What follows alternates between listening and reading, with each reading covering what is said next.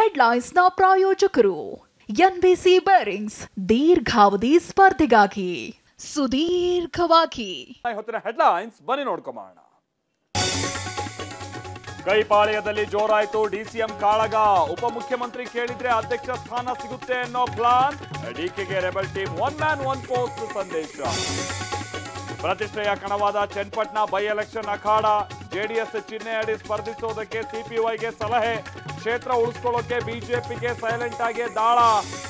ನಾಪತ್ತೆಯಾಗಿದ್ದ ಸೂರಜ್ ರೇವಣ್ಣ ಆಪ್ತ ಕೊನೆಗೂ ಪ್ರತ್ಯಕ್ಷ. ಎಂಎಲ್ಸಿ ಪರ ದೂರು ಕೊಟ್ಟವನು ಸಂತ್ರಸ್ತ.